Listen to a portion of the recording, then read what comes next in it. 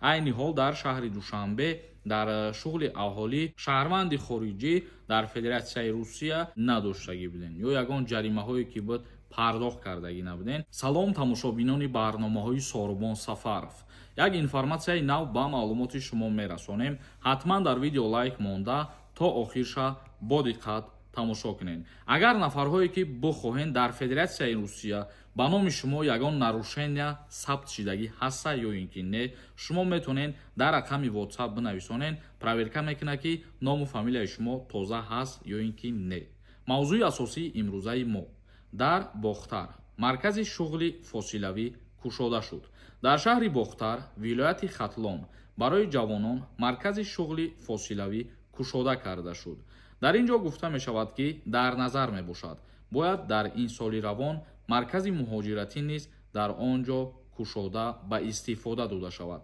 маркази шуғли фосилавӣ бошад барои ҷавонон дар литсеи касбии техникии шаҳри Бохтар ҷойгир буда, ҳадаф аз ифтитоҳи он фароҳам овардани имконият барои машғул шудан бо шуғли фосилавӣ ва таҳкими донишу малакаи касбии ҷавонон дар соҳаи технология мебошад.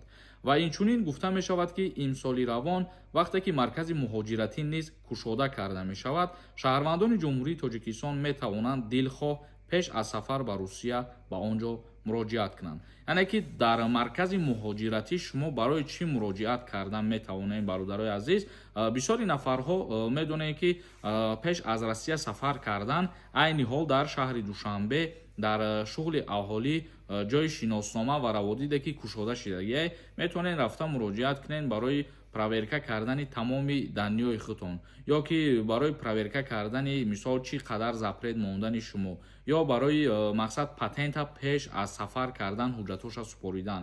ана ҳамин хизматрасониҳоро маркази муҳоҷиратӣ пешкаши шаҳрвандон мегардонад ва ин маркази муҳоҷиратӣ бигем филиалҳои худша кушода мекунад дар шаҳри Бохтар ё ки баъдан дар вилояти Суғд, умуман дар ҳама ҷойҳое ки мисол сер аҳолӣ ҳастай филиали маркази муҳоҷиратӣ бояд ки кушода карда шавад ва ин хизматрасониҳое ки мо гуфтем барои пеш аз сафар кардан ба Федератсияи Русия барои шаҳрвандони ҷумҳурии Тоҷикистон роҳандозӣ карда мешавад.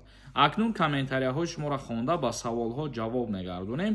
ягон нафари шумо хоҳем ки границаи Қазоқистон бирен, документам надошта бошен, ин одамо метавонанд ки аз уҳдаи ҳамин кор буброяд. номерошон меброяд, суҳбат кунед, бо дили пир сафар кунед. Беҳрӯз нависонда. Ассалому алайкум акаи Сорубон. вақте мо аз меомадем фемез аз рӯи талпа карта зада натавонистем дар автобус. моро назоратчиҳо қапидан штраф карданд. ҳамин штрафи мо дар база мебарояд, лекин мо платит кардем. ягон гап намешава акаҷон. яъне ки шумо нарушения мекунед ва пула пардохт мекунед барои запрет шидан ё ягон чи дар назар доштагӣ бошед, намешава ин гуна гапҳо. шаҳрванди хориҷӣ дар Федератсияи Русия дар як сол агар ки зиёда аз 3 та ҳамхели нарушениҳои административӣ бикунад, баъдан метавонанд ки номша бар рӯйхати нафарҳое ворид кунанд ки запретшон мекунанд. Муродов нависонда. Ассалому алайкум акаи Сорубон. 1 феврал раҳо маҳкам мешавам меган ростай? дар ин бора ягон информатсия нест бародари азиз, не, ин гап асос надорад ҳозир. як нафари дигар нависонда. Салом акаи Сорубон. ҳамин видваренияро ба сум кушода мешида боша через адвокат, яъне ки через адвокат дар ҳамун ҳолате метавонед шумо даъво кунед ки ҳалномаи суд меброяд 10 шабона рӯз шумо муҳлат доред ки боз аз болои ҳамон ҳалномаи суд ба мақомотҳои болоитар ариза бинависонед, яъне норозигӣ баён кунед.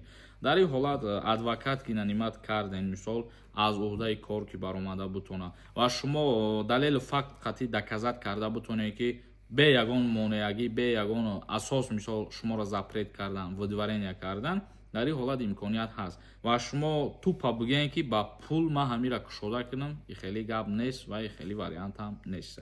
манижа нависонда. Салом, ман як моҳшид омадам. номам рӯйхати сиёҳда буд. метавонам 3 моҳ нашида бирам. вақте ки шумо обратно сафар карданед, бале мешавад, лекин вақти сафар мекунед ба Русия бояд ҳамун ҳуҷҷатҳое ки надоштагӣ буден ё ягон ҷаримаҳое ки буд пардохт кардагӣ набуден, ҳамвора пардохт кунед. Ибрагим нависонда. Ассалому алайкум рад. ҳамин экзамен супорӣ чӣ тари шидагиай? ака як маълумот медодӣ. барои сертификат гирифтан барои донистани забони русӣ ҷойҳое ки ғайридавлатӣ ба дар Федератсияи Русия ва ҳамун посредникҳо ҳамин ҳуҷҷата тайёр мекардан, ҳозир дигар ҳамун ҳуҷҷати тайёркардагии посредникҳо ба кор намебиёяд ва ҷойҳои ғайридавлатиро бигем ҳамаша маҳкам кардагиянд. махсус донишгоҳҳое ҳастае ки муқаррар шидагияй, метавонед барои ҳамин сертификата дастрас кардан ҳамунҷа рафта имтиҳон биспорен барои донистани забони русӣ ва сертификата ки соҳиб шудем, баъд аз паси документҳои патент мешавем. боз як нафари дигар нависондай: ассалому алайкум, ман документ надорам, тоҷикистон рафтанда ягон проблема намешавад.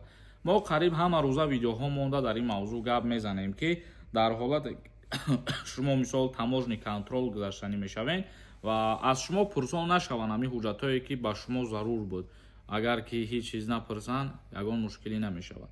вале бисёри ҳолатҳое ҳастанд ки вақти аз Россия баромадан аз шумо аз рӯи мигратсиони карта дида ҳамон ҳуҷҷатҳои заруриро мепурсанд.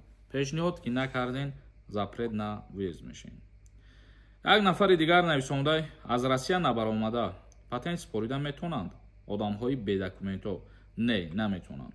яъне ки шумо бояд граница бигзаред ябор ва агар боз барои продлени дар назар дошта бошем, барои продлени кардани патент трудовой договор доштан ҳатмияй, яъне гузаштани граница дар назар дорем.